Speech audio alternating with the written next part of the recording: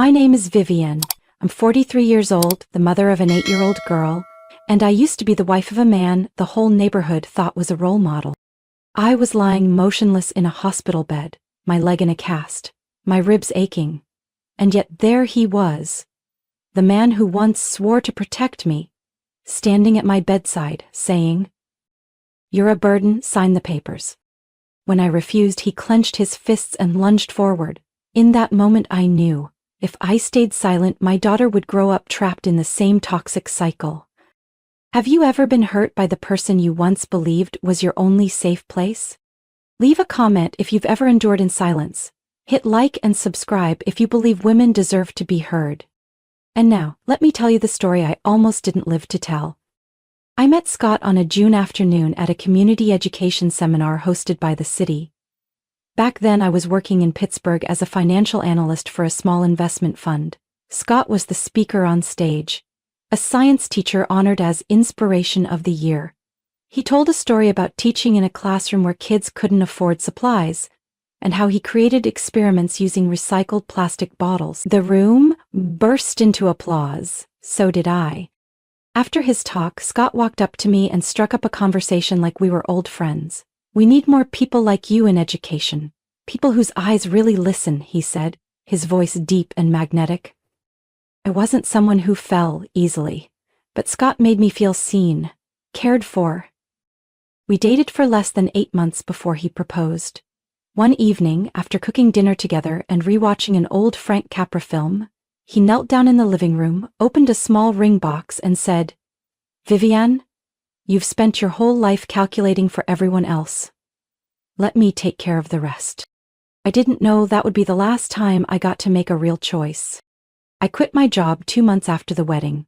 Scott never forced me, he simply painted a gentle picture of the family dream. A warm home, dinner at 6, children's laughter in the kitchen, and me as the one who kept the fire of happiness alive. "No matter how good you are," he often said, "no one will ever love you like I do, like our child will. Don't waste time trying to prove anything else." I started to believe that maybe success didn't live in a high-rise office, but in the Sunday morning muffins I baked. At first, it felt like a dream. Scott came home on time, hugged me from behind while I cooked, kissed the back of my neck. He brought me flowers for no reason at all. When I caught a cold, he made honey ginger tea and read Robert Frost poetry at my bedside. I used to think, I'm the luckiest woman alive. Then I got pregnant with Mia. Pregnancy made me weaker, more tired, forgetful. Scott stopped reading poetry, stopped making breakfast. When I asked why, he chuckled, "I'm not a midwife, Viv. Are you testing me or being needy?" I laughed it off. Whenever I felt down, I reminded myself of his words, "Everything I do is for this family." After Mia was born, I wanted to hire a part-time helper while I recovered. Scott quietly opened his laptop, listed the costs, went over our budget, then said gently, "I thought you understood sacrifice. Don't be like those housewives out there, Viv. They've got money but no love. We're different, right?" And I believed him. I stopped seeing old friends. Scott said their advice was toxic, always urging me to be independent, like I was some kind of victim. I deactivated my social media. Scott said, "A happy woman doesn't need to prove anything." I cut off contact with my former boss. Scott said, "Any company that tries to keep an old employee by email doesn't really wish them well." He said these things lightly, like a breeze. Not threats, not commands, but enough to make me feel guilty for not listening. When Mia first crawled, I called Scott, overflowing with joy. He answered coldly, "I'm in a meeting, record it, I'll watch tonight." But that night, he forgot. I started feeling lost in the very role I'd chosen. But every time I wanted to speak up, Scott would do something that melted me. Cook dinner, buy me a dress I liked, or simply hold me and whisper, "I know you're tired, but you're stronger than you think." One day I blurted out, "Do you think I could go back to work?" Scott pressed his lips together. "Not impossible, but if Mia gets sick, who takes her to the doctor? If something happens at home, who picks up the pieces? I trusted you to be our foundation. Are you bored now?" I shook my head like a scolded child. There were nights I sat alone in the laundry room, gripping the sleeve of Scott's shirt without knowing if I was angry or just sad. I missed my old job. I missed being heard for my ideas, not just praised for making the perfect toast. Scott still maintained the perfect image in front of friends. Devoted husband, dedicated father, model teacher. He talked about his students with bright eyes. But at home he'd turn to me and ask, "Do you even notice this kitchen towel smells?" Like that was all I was worth. I didn't realize I was shrinking behind him, like a shadow. Until one day, I couldn't see myself in the mirror anymore. And that was only the beginning. I don't remember the last time Scott complimented me. Maybe it was when I made his favorite lasagna on our second Christmas. Back when he'd still sit at the table without his phone. After that, every word from him felt like criticism. What do you even do besides cook and complain? Don't talk to me about being tired. I teach all day. You stay home. Mia still can't read the alphabet. You've got all day and can't handle that? I used to respond. At first gently. What do? I cook 3 meals, clean, help with homework, do school runs, pay bills. Scott cut me off. You want a medal? Spare me. Everyone does that. You're not a victim. Every protest became a fault. Every time I spoke up, he'd go silent. For days. Then one night, he'd pour wine, smile, and say, I know you're stressed, but you should be grateful, Viv. Not everyone gets a husband like me. I nodded like a reflex. I handled our finances using my personal savings. The money I'd tucked away back when I worked. Scott said he'd help, but after his salary got cut, he told me to cover things for now. He'd pay me back later. Month after month, utility bills, Mia's tuition, groceries, fixing the washing machine, all came from my account. When I asked about the joint savings in both our names, he said, No one's touching it. I'm using it for investments, for Mia's future. Years later, I found out those investments were trips to Vegas with his old college friends, the ones he claimed were just poker buddies. Mia started flinching at the sound of her father's footsteps. At the first click of the door around 5:30, she'd rush to clean up her toys and hide in her room. One evening, I heard her whisper, Mom, does Dad hit you? No, sweetheart. He's a little strict. Mia said softly, I don't like when he yells at you. I packed a suitcase once when Mia was 2. I held her in my arms and made it to the front door before Scott came home. When he saw the bags, he didn't yell. He dropped to his knees. Cried. Like a child. I'm sorry, Viv. I'm under so much pressure. I love you. I swear I'll change. He raised his hand to the wedding photo on the wall. I turned back. The second time I tried to leave was when I found out Scott had withdrawn money from my savings account under the excuse of paying tuition. He stood behind me in silence as I opened the statement. You trying to control me now? He asked, voice low and icy enough that I dropped the mouse. That night he apologized again. Bought me a new vacuum. Soon after, Scott started installing cameras around the house. He said it was because the neighbor's dog got stolen. I didn't object, at first. Until I noticed cameras in the kitchen, living room, and Mia's study room. I asked, What do you need to monitor in there? Scott smiled. To give you peace of mind while doing housework? I'll make sure our daughter's safe. There wasn't a camera in my bedroom, but I knew he could hear me through the mic, because once, after I let out a tired sigh following a draining phone call with the insurance company, Scott immediately texted, You've got that much time to whine over the phone? I started to feel like I was living in a glass cage. No one tied me down, but every choice already felt decided for me. Scott said he had a herniated disc after slipping on the stairs at school, but I never saw any medical records. No doctor came to the house. The pills he took weren't prescribed. Still, he declared, I can't lift anything heavy. You need to understand that. From then on, I did everything. Carried the sack of rice, pulled weeds, painted the fence, hauled Mia's birthday tables out to the yard. Anytime I asked Scott for help, he'd frown, rub his back and say, Are you trying to cripple me?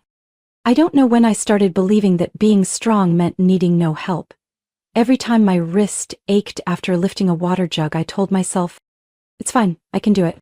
I shared all this with an old friend, Amanda, the only college friend I still secretly stayed in touch with. She said, Viv, you don't have to get hit for it to be abuse. Emotional control, isolation, they're all violence too. I stayed silent, but that night I replayed the footage, watching myself scrubbing floors near midnight, folding laundry without a word, rushing to set the table when Scott's car pulled in. I saw myself, but didn't recognize who I was. And I began to wonder, if I disappeared one day, who would notice first? And who would grieve? Scott, or the obedient wife he had crafted in his mind? I didn't have an answer, but that question stirred something in me, something I hadn't felt in a long time. Not endurance, but a seed of life trying to breathe. It was a Friday. Light rain, a chilly breeze. I was on my way home after stopping by the bakery to order the cat-shaped cake Mia wanted for her 8th birthday. She had talked about it non-stop for 3 weeks, saying, "As long as I get that cake and my best friends come, I'll be happy. You don't have to decorate much, Mom." I was carrying bags, scrolling through my to-do list, walking across the parking lot when everything went black. No horn, not even a screech, just a white flash, and then nothing. When I came to, the cold white ceiling of the hospital glared so bright it stung my eyes. The first thing I felt was weight. My whole body felt like it was anchored by stone. The second was pain, sharp pain shooting from my ribs through my back, pulsing with every breath. A nurse's voice came from somewhere. "Mrs. Cartwright, if you can hear me, please don't try to move. You've fractured 2 ribs, your left leg is in a cast, and you have some internal bruising." I couldn't ask what had happened. My mouth was so dry the words caught in my throat. The first few days blurred together. I drifted in and out of painkillers and unfamiliar faces. Every morning a young nurse adjusted the oxygen. An older doctor scribbled notes on the board and left. No familiar voices. No one named Cartwright. I didn't see Scott. Each time the door opened, I turned my head, and each time I was disappointed. I wondered, had anyone told him? Or was he too busy teaching? Or maybe he simply didn't care? On day 14, my mother arrived from Harrisburg. She brushed my hair back, eyes rimmed red. "You don't have to say anything, I know. We'll take care of you, just rest." My mother was 71. Her hands were cold but steady like mountain stone. In that moment I felt like a child again, allowed to be weak. On the afternoon of day 15, Scott showed up. Not with flowers, not with tears, and not with our daughter. He walked in like he was entering a boardroom. Crisp shirt, clean shoes. "You're awake." I said nothing. 15 days of waiting had hardened into a stone lodged in my chest. Scott pulled a chair, sat down, and opened his leather bag. He took out a beige folder and placed it on the table beside my bed. "This is a temporary financial power of attorney, just so I can handle things. Bills, bank stuff, Mia's tuition. You can sign now. They need it submitted this week." "Scott," I rasped, "I can't even walk yet." He shrugged. "That's why I need it. I have to manage what you've left unfinished." I turned my face away. I didn't cry, but a coldness started seeping into my skin from somewhere deep inside. "I'm not signing," I said slowly. He chuckled, but it wasn't the gentle laugh I once knew. It was tilted, half mocking. "You think your voice still matters?" He set the pen down, brushed his hand across the nightstand like checking for dust. "You're lying here useless. I'm the one running around like a maniac." "Scott," I interrupted. "This was an accident. I was hit. I didn't choose this." He looked up, eyes like ice. "You didn't choose it, but I'm the one paying the price. Who's caring for the kid? Who's paying off the credit cards? Who had to cancel a parent-teacher meeting to change your mother's diaper? Leave my mother out of this." Scott's voice dropped, sharp and hard. "You think not signing means I'll fall apart? I've carried you for years. Now it's your turn to cooperate." "No, you didn't carry me, you carried your image."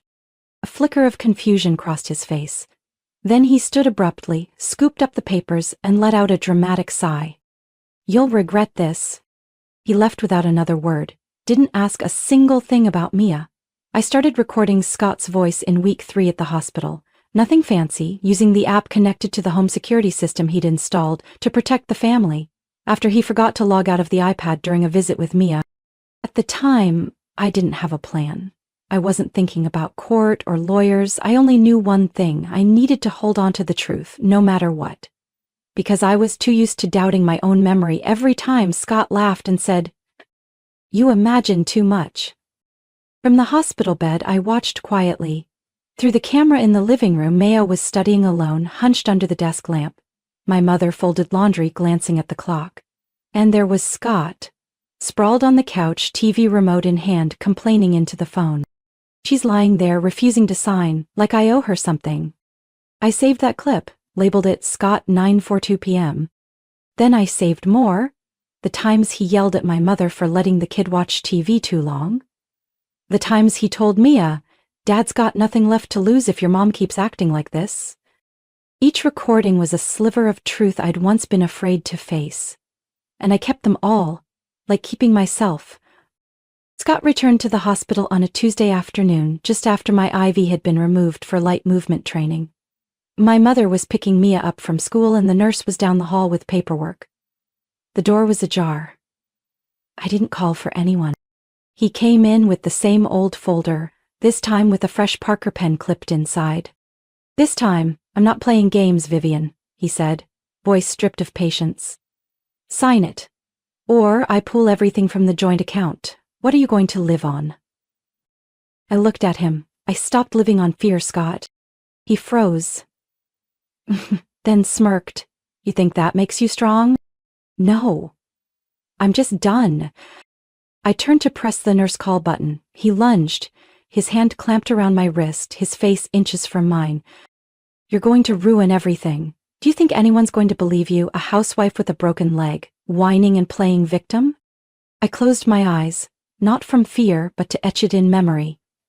Every word he said, every echo in the room, every angry breath brushing my face. "You're already recording yourself, Scott." He stiffened. "What did you say?" "There's a security camera in the hallway, and one in this room, right up there." I tilted my head slightly toward the corner of the ceiling. The hospital installed them last year for abuse cases. Scott's face drained from red to pale. He let go of my wrist, but before he could turn, the door flew open. Nurse Anna stood there, stunned. Behind her was a security guard, radio on his shoulder and a steely look in his eyes. "You need to leave now," the nurse said, without asking why. Scott took a step back but still turned his head. "You'll regret this." The security guard stepped forward, placing himself between me and Scott. "We'll call the police if you don't leave this facility immediately." Scott was escorted out, the door closed, and in that moment my chest felt heavy, not with pain, but with the finality that nothing would ever go back to the way it was. Nurse Anna sat beside me, her eyes filled with concern. "Are you okay, Vivian?" "I'm not physically hurt, I just need to know he's not coming back." "We'll file an internal report. And you have the right to request a restraining order." I looked her in the eye. "I want to file one. And I want to speak to a lawyer." That night, I didn't sleep. I lay still, staring at the dim ceiling lights, thinking about all the years I'd been alive without truly living. That was enough. I contacted Monica 3 days after filing for the restraining order. We'd been college roommates. She studied law, I studied finance. Years had passed, but all it took was one phone call, and her voice was the same. Sharp, precise, unwavering. "Viv," Monica said when she visited me at the hospital, a file folder already in hand, "if you're ready to stand up, I'll go the distance with you." Monica began guiding me through everything we needed to gather, copies of the home security footage, nurses' logs documenting Scott's behavior at the hospital, the security guard's statement, and especially the audio clips I had quietly saved from the camera system over the past few weeks. "Every word he says, every instance of emotional abuse, it's all evidence," Monica emphasized. "We won't let your story be dismissed as emotional bias." I requested copies of the camera files from the company Scott had originally used. With the serial number and the login thanks to my earlier password reset, they had no reason to deny me. The young technician even looked surprised at the number of devices connected and the volume of stored data.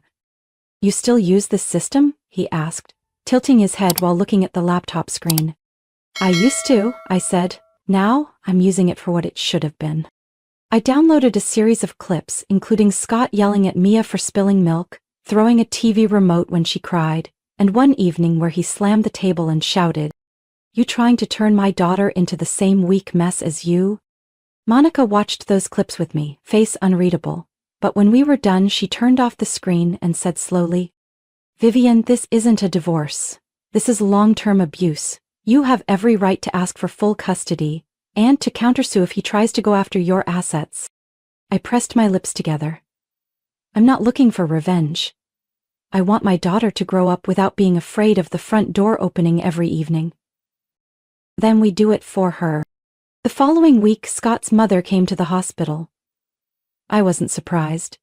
She had always kept her distance during our marriage. But whenever Scott had a problem, big or small, she appeared like a loyal shadow. She wore a thick beige sweater and held a vintage leather purse. Her face looked tired but composed. As she stepped in, she didn't look at me. She placed her bag on the chair and pulled it closer. "You know why I'm here," she said, eyes still avoiding mine. "I'm not taking sides, but Scott is my son. He's not perfect, I know, but you can't blow things up over a few issues. Every family has its ups and downs." I gripped the edge of the bed sheet. "Scott isn't going through a down, ma'am. He drags others down with him. I'm not denying he has a temper, but Vivian, think of Mia. Don't destroy this family over pride." "You think this is about pride?" I opened a drawer of the bedside table, took out a USB drive encased in hard plastic, and placed it on the table. "It has a clip of Scott calling your granddaughter a burden. Please watch it before talking to me about family." She flinched. "Are you threatening me?" "I'm not threatening anyone. I'm showing people what I was once too afraid to face." She went quiet for a moment, then stood up. "I will watch it." I didn't stop her, because I knew that once the truth comes out, no one gets to return to the old roles they used to play. Outside, the leaves had started to change color. Inside me, something was changing too. Still me, but no longer folded in on myself. The Montgomery County Courthouse, a late autumn morning. Leaves rustled along the steps as I entered the courtroom, where the cold fluorescent lights and high ceilings made everyone feel small, even when they'd done nothing wrong. I sat at the plaintiff's table beside Monica, composed, sharp in a charcoal gray blazer, a thick case file in her lap. My heart pounded, but my hands didn't shake. Not because I wasn't afraid, but because I knew I wasn't standing alone anymore. Scott was only a few feet away. Same slicked back hair, neatly pressed black suit. The picture of a model teacher. He smiled at the judge when his name was called.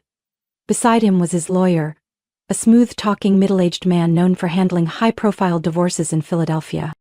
From the very first statement, Scott spun a new story. "I'm not perfect, but I've been a dedicated father, a husband who carried the weight of the family through my wife's mental instability. And when she had her accident, I had to stop teaching, do her share of the household duties, while still raising our child, paying bills, and holding this family together." I stared directly at him as he spoke. That familiar face I once trusted, but today, hearing him twist the truth didn't hurt. It felt hollow, unrecognizable.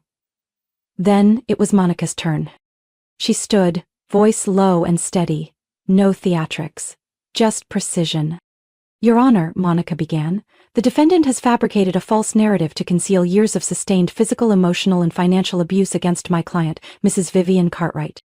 The large screen to the right lit up. A video played, Scott storming into the hospital room, shouting, slamming his hand on the foot of the bed, then leaning down, snarling threats inches from my face. My voice was barely audible. "I'm not signing." Then came the moment he clenched his fist and punched near my abdomen. I curled inward, gasping. The courtroom went silent. Someone exhaled sharply. The judge frowned, tapping the pen lightly on the desk. Monica didn't stop.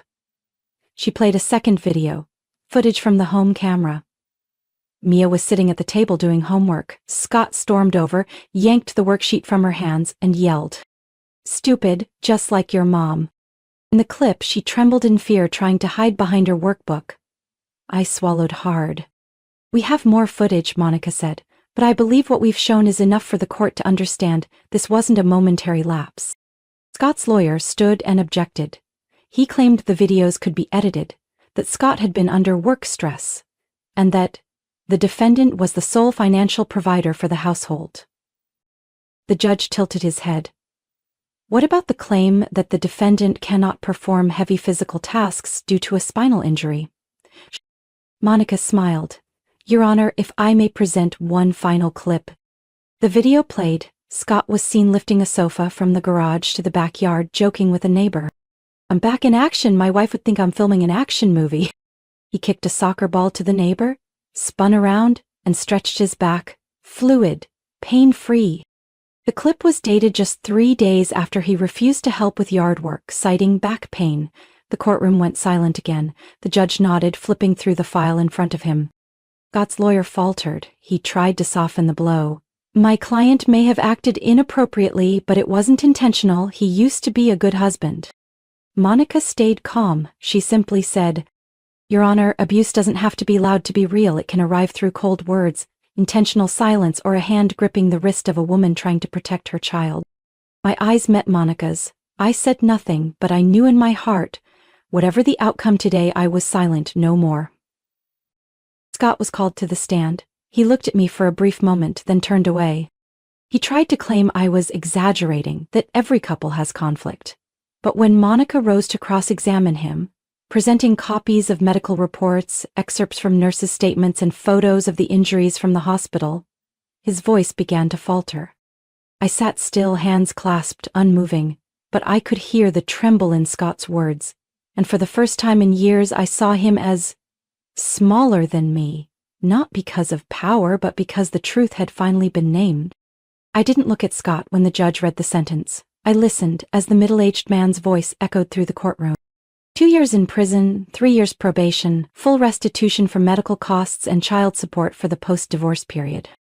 Scott remained frozen, his hands clenched behind his back. He didn't turn to look at me. I didn't need him to.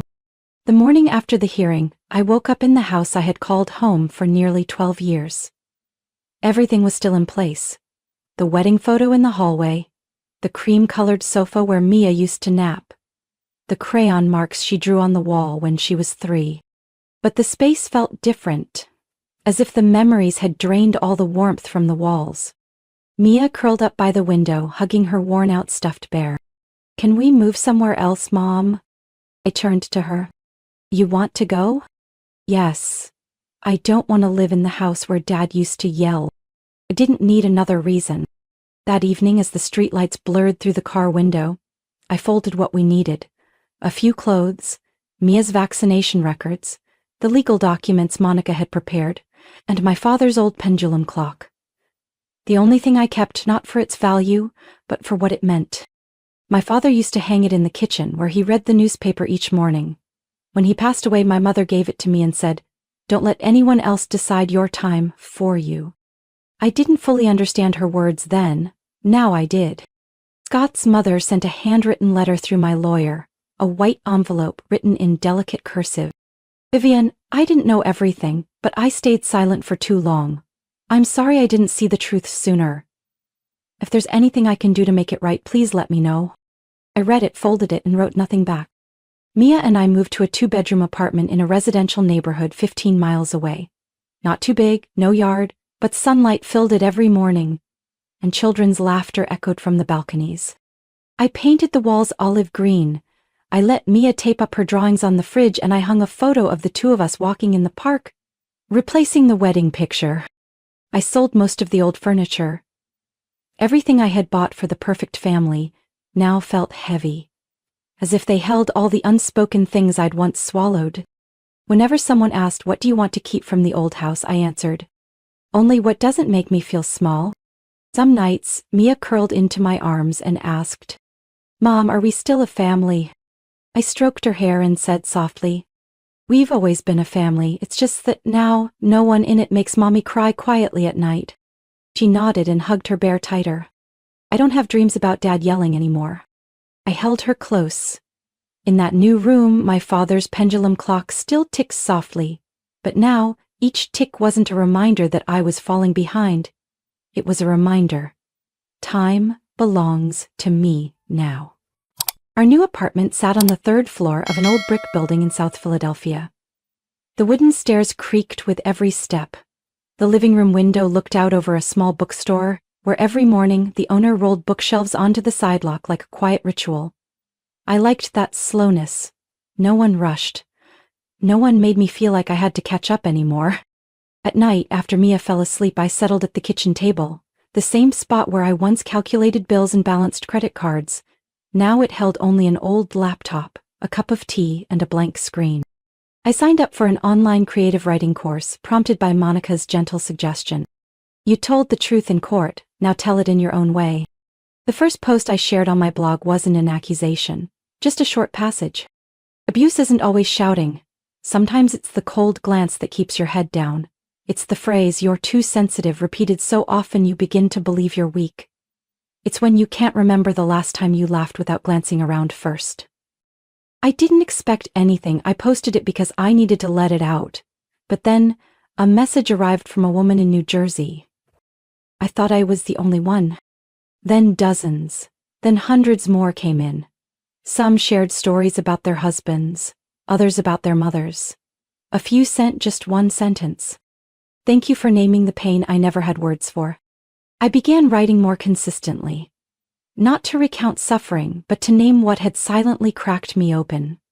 I wrote about the first night after court, when I couldn't sleep because the room was too quiet. I wrote about how Mia still flinched at the sound of footsteps when the neighbors slammed their door. I wrote about the morning I stood frozen before the mirror, stunned that the woman staring back looked at peace.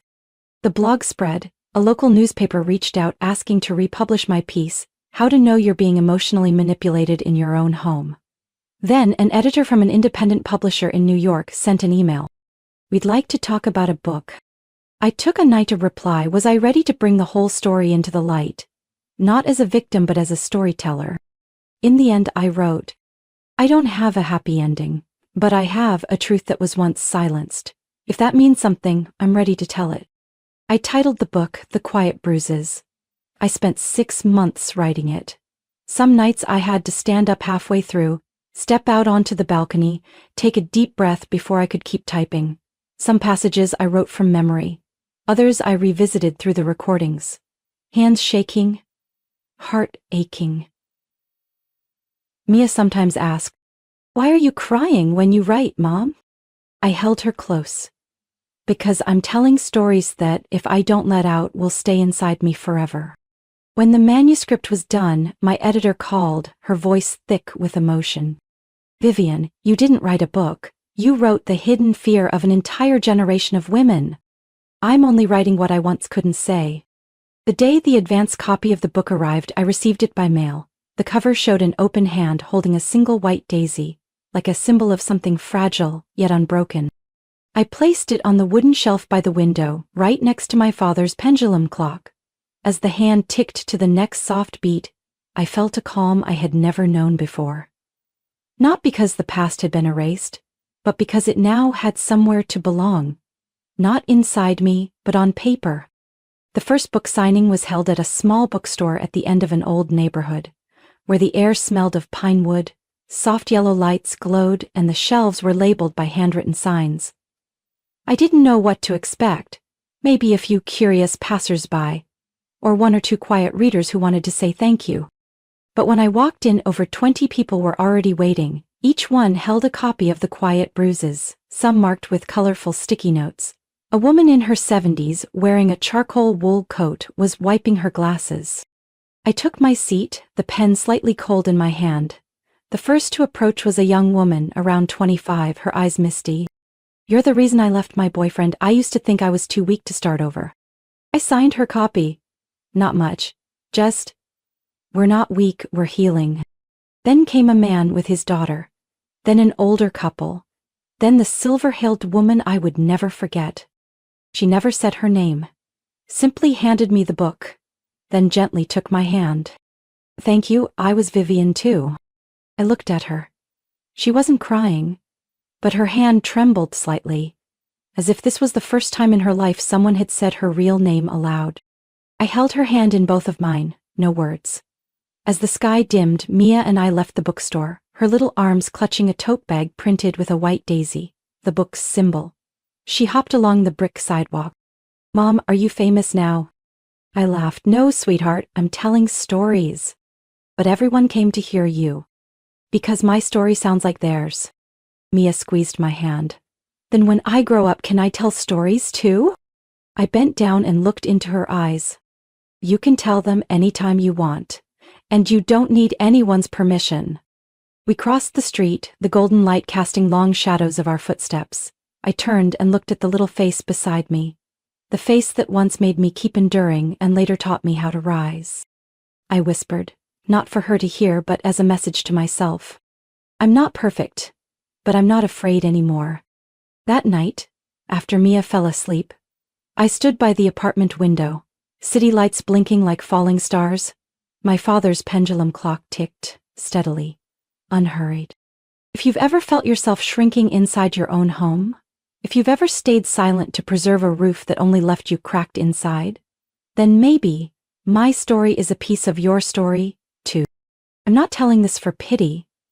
I'm telling it because I believe, when one woman dares to say what she's hidden for too long, others begin to find the language for their own pain. What do you think about my and Mia's journey? Have you ever seen yourself in a hard decision? In a kitchen where no one asked if you were okay, or in a quiet evening that felt like it was squeezing your chest? Share your thoughts in the comments below. Maybe what you write will help someone out there feel a little less alone. And if you want to continue walking with me through stories of family, quiet strength, and rebuilding after the seemingly unforgivable, hit subscribe. Each week, I'll tell a new story. Not fairy tales, but real lives where resilience isn't found in punches, but in each time we choose to rise, gently but firmly. Thank you for listening. We'll meet again in the next story.